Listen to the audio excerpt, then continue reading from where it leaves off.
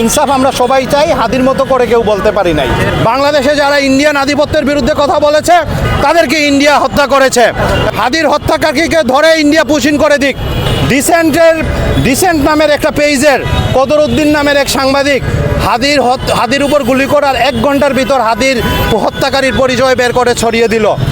যারা জুলাই বিপ্লবের মাধ্যমে ক্ষমতায় বসেছে, হাদিদের রক্তের উপর দিয়ে ক্ষমতায় বসেছে, তারা যখন হাদির বিচার করে না তখন সামনে প্রশ্ন চলে আসে যে এরা কি আসলে আমাদের সরকার নাকি ভারতের করদ রাজ্যের সরকার। তারা সব কিছুই জানি, কিন্তু মূল বিষয় হলো হাদি শুধু এই দেশের ইনসাফ কায়েম করতে চেয়েছিলেন, যেটা আমাদের সবার চাওয়া।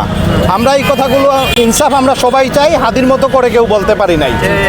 হাদি বলেছিলেন যে উনি যদি মারাও যান তাহলে যেন তার হত্যার বিচার করি, কারণ পরবর্তীতে যাতে আরও হাদি তৈরি হয়।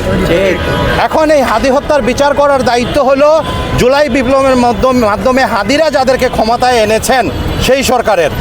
জুলাই বিপ্লবের ফসল সরকার, যারা কখনো ক্ষমতায় বসতে পারতই না, যারা জুলাই বিপ্লবের মাধ্যমে ক্ষমতায় বসেছে, হাদিদের রক্তের উপর দিয়ে ক্ষমতায় বসেছে, তারা যখন হাদির বিচার করে না তখন সামনে প্রশ্ন চলে আসে যে এরা কি আসলে আমাদের সরকার নাকি ভারতের করদ রাজ্যের সরকার। কি ভারতের একটা প্রদেশের সরকার? আমরা কি একজন ফ্যাসিস্ট হাসিনাকে সরায়ে ভারতের অঙ্গরাজ্যের প্রধানমন্ত্রী হাসিনাকে সরায়ে আমরা যাদেরকে আনলাম তারাও কি ছন্দবেশী অঙ্গরাজ্যের উপদেষ্টা কিনা না, এটা প্রশ্ন দাঁড় করিয়ে দেয়। আমাদের কাছে এই প্রশ্ন জাগরুক হয় যে এরা যখন ইন্ডিয়ার পররাষ্ট্রমন্ত্রীর পায়ের কাছে বসে থাকে তাহলে কি ইন্ডিয়ার দিল্লি ইন্ডিয়ান হাই কমিশনের আদেশে এরা চলে কিনা না।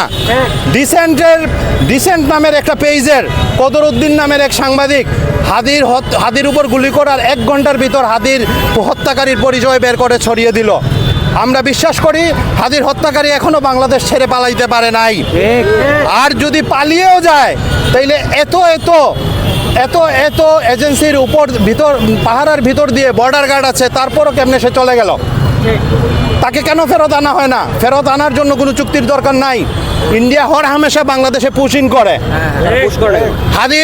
হাদির হত্যাকারীকে ধরে ইন্ডিয়া পুশিং করে দিক।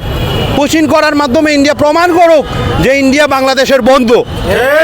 আমরা মনে করি ইন্ডিয়া বাংলাদেশের বন্ধু নয়, ইন্ডিয়ার হাতে সুযোগ এসেছে ইন্ডিয়া বাংলাদেশের বন্ধু কিনা সেটা প্রমাণ করার।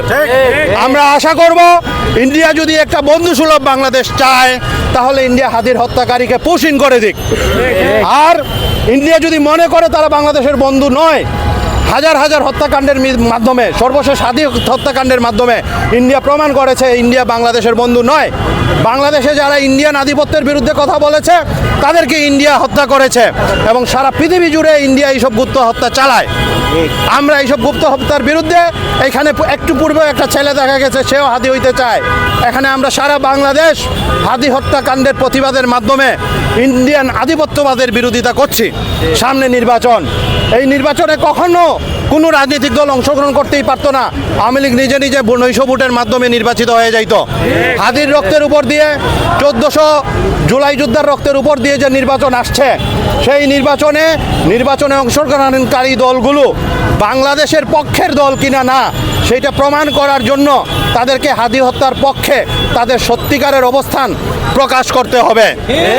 যদি তারা তাদের হাদি হত্যার পক্ষের এই আন্দোলনে, আমরা কোনো রাজনৈতিক দলের প্রতিনিধি দেখি নাই। একটা রাজনৈতিক দলে 300 এমপি প্রার্থীর একজন করে ডেইলি যদি হাদি হত্যার সমর্থনে এখানে হাজির হতেন তাহলে আমরা খুশি হতাম। রাজনৈতিক দলে অসংখ্য নেতাকর্মী, একটা দলের কেন্দ্রীয় নেতৃত্ব 200-300 সদস্য বিশিষ্ট, সবাই ভোটের ভাগবাটোয়ারা, লুবের ভাগবাটোয়ারা, লাভের ভাগবাটোয়ারার জন্য ক্ষমতায় যাওয়ার জন্য মত্ত।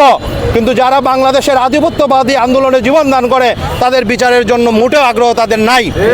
আগামী 3 দিনের ভিতরে, 7 তারিখের ভিতরে রাজনৈতিক নির্বাচনে যারা পদপ্রার্থী হয়েছেন সেই সব দলীয় প্রধানদেরকে প্রকাশ করতে হবে, স্পষ্ট করতে হবে তারা হাদি হত্যার বিচার চান কিনা না এবং তারা ভারতীয় আধিপত্যের বিরুদ্ধে কিনা না।